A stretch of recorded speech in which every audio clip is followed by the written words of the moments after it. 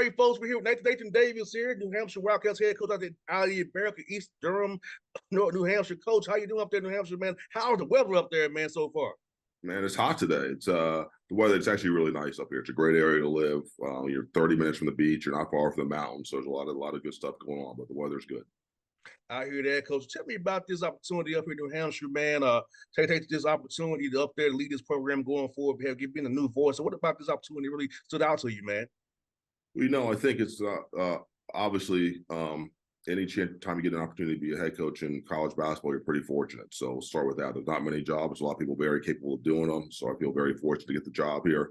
I think with the AD, Allison Rich has been here for a year. I think she's got a great vision for what basketball can be here, coming from places where it's been very successful.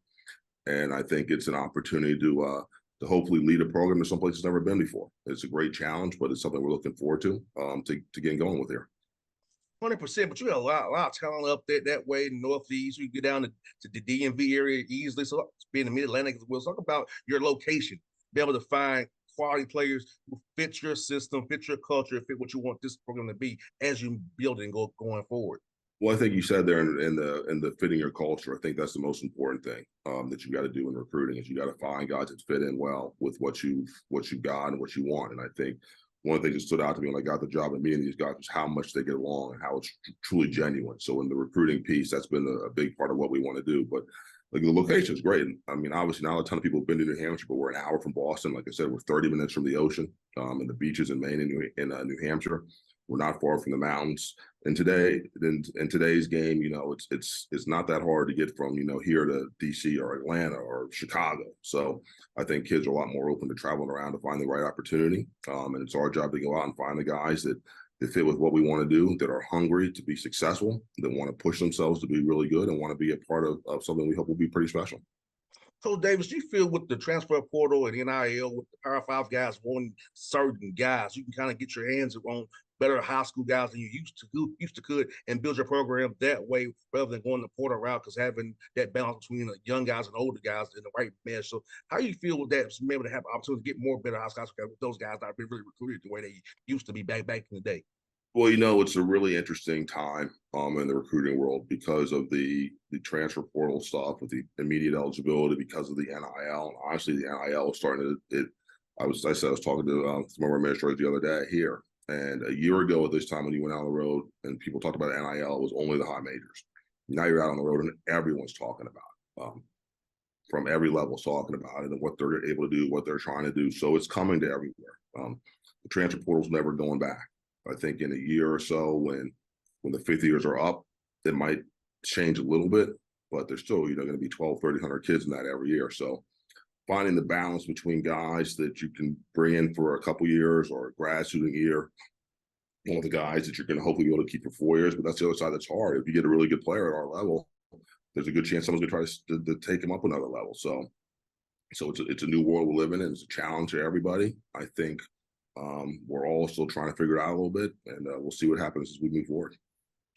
For a young man, this is my thoughts, Coach Davis. For a young man, like if you're at a school like New Hampshire and you're playing well, you get a tap on the shoulder from a group of 5 or a power 5.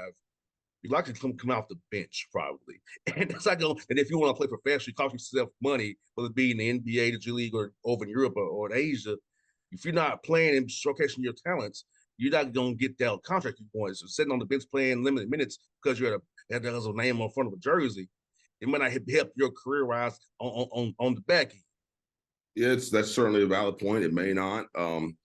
You can make a case it goes the other way. I think that at the end of the day, guys are going to do what they think is best for them, and there's no way around it. You do your best to guide them. You do your best to make them have a great experience so that they enjoy it and want to stay. But at the end of the day, most guys are going to do what they feel is best for them. Hopefully, we can convince the guys that the best thing for them is stay where they are here in New Hampshire.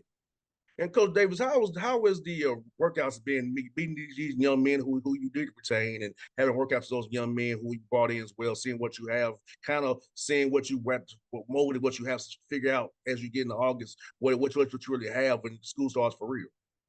It's been great. We've been I got here in the early April, so I had about three and a half weeks with them before I left to get to work out and get to know them some. We've been back here now. We're in our 4th week back here now for the summer, 4 out of 6 that we're doing. I've been really happy with the way they've worked. They are very eager to learn. They're working hard. They're putting in the work, and like I said, they really get along. So I'm excited for what the season could bring. Now, Coach Davis, how much do you, what you've been a new head coach here, how much do you install new stuff versus working on their individual games? Or is it kind of a mesh of both? It's a little bit of all. You're trying to. I look at the summer period, the 6 weeks we're here, is we're just trying to lay the foundation. Um, Foundation of who we're going to be, what we need to do to be successful, how we're going to play, how we're going to emphasize your skills, what type of mentality we have to have, and obviously building relationships so that we all feel confident and have trust in each other moving forward. But really, I think this time of year is about laying that foundation. You got to work on skills. You got to work on it, especially when it's your first year of installing some of what you're going to do, so they get a feel for how you're going to play, because it's obviously going to be a little different. 100%. And being in America East now, how much have you kind of looked at the league from afar, being used especially Bucknell for a while there? So how have you looked at this league as you look those synergy, kind of see what you got to deal with going forward here, man? Well, obviously, having played against a number of these schools, I was familiar with the league, not into the weeds and in depth about every guy on every team, but you're familiar with the league. Obviously, Vermont and John Becker's had it going. I think until someone beats them, you got to assume that they're the best team in the league. UMass Lowell's got a good program. Some other young coaches coming up in the league have done very well for themselves. So I think like every league, it's going to be a big challenge that hopefully we're up for. And how is scheduling going? I know that's probably your hardest thing besides recruiting. And you being a new head coach, I'm pretty sure you get a lot of phone calls out that bitch trying to put the schedule together, man.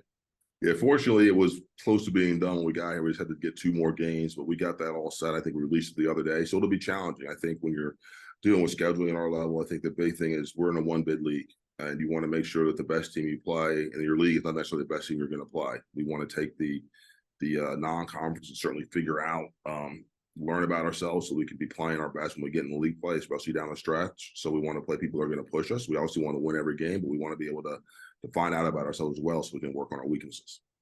100%, coach. And do you feel like you feel like this for your roster with it being so young and being tough?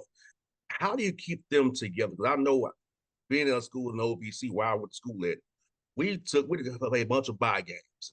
The record did not look so good, but you had to understand what this is. So how do you keep a young man's mindset when you're non-conference schedule and the record's not what you want it to be because you're playing bye games and people who are in different conferences than you? So how do you keep them understanding the bigger picture here? Well, I think the big thing is obviously you have some games that you're playing for guarantees. They're going to be challenging to win, but you're certainly going to have a chance. There's going to be other games that you look at. Most of them you're going to look at and say, oh, those are 50-50 games, and you could win or you could lose. You got to win some of those. So there's no way to feel good about yourself if you lose every game. So you got to go in. You got to hopefully find a way to win some games and compete at a high level. But the big thing is, I think it goes back a lot to the one bid league and the way our league is set up with the highest seed in the tournament, getting to host games. Is you got to look at every game as the most important game of the year. It doesn't matter whether we're playing Syracuse on November 6th or the Little Sisters of the Poor on December 23rd. It doesn't matter who you're playing. That game's got to be the most important game of the year. What you did before doesn't matter. What you're doing next doesn't matter. The only thing you control is that day. And we got to get ready for that game and play our best. And the same thing with practice. We got to approach every practice as far as what we're doing is it's the day to get better. It's the most important thing we're doing. And if we do that, we'll have a chance to be successful. So, Dave, let me ask you this, man. I know coaches now, but my dad's a coach too, man. I was watching on Father's Day how all his guys hit him up, and he always gets his players hit to give them play stuff, skill their weddings and stuff like that for you. So, I want to ask you, Coach Davis, when did you think you want to get into coaching? Kind of, what's your why for being a coach, man? Obviously, you love the game. You love the competition. You get to build great relationships with guys over the years. You're my best friends in the world or guys I've either coached with or played with over the years.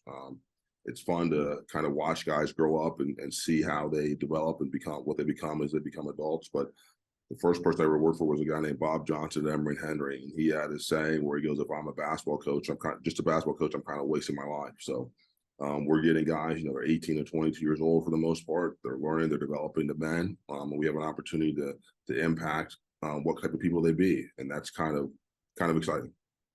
100%, coach. And I feel like I know that my dad's a coach as well, but I think coaches I played for, are still guys I look like you said, look to this day, who I get all that counsel from and advice from. Like you said, you get us right, you can actually mold us and help us become better. Man, I'm almost 40 years old now, but it's like, things that Coach told me then, it's like it makes sense now. I'm almost 40, but at 20 years old, I was like, really? But now it all makes sense to me now, almost being 40.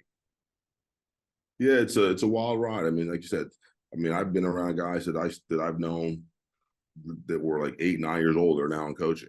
Been coming to camps and things like that. So it's fun. It's interesting to watch them grow up, see how they change, and see the type of people they become. And Coach, I got two more for you, man. How was the food up there, man? What kind of food spots up there you really enjoyed since you've been up there in Durham, man? To really get you and your staff going, man. The food is outstanding. Like I said, we're right by the coast. I'm a big seafood guy, so you got lobster rolls, clam chowder, crab cakes, you name it, it's up here, and you can never go wrong with a good steak either. So very, very happy with the food selections here in this area. Last one for you. Talk about your staff, Coach Davis. As you know, being a new hire, man, it's also good to have the right people around you who are loyal to your vision, loyal to the program. So about the staff you hired, man, and how they're going to help you and your players be better this season and going beyond. I think I was very fortunate that we were able to hire a great staff. I've been around a long time. Unfortunately, you kind of look back and you're like, now you're kind of getting older. So you're one of the older guys that you're looking at 30 years ago when you got started.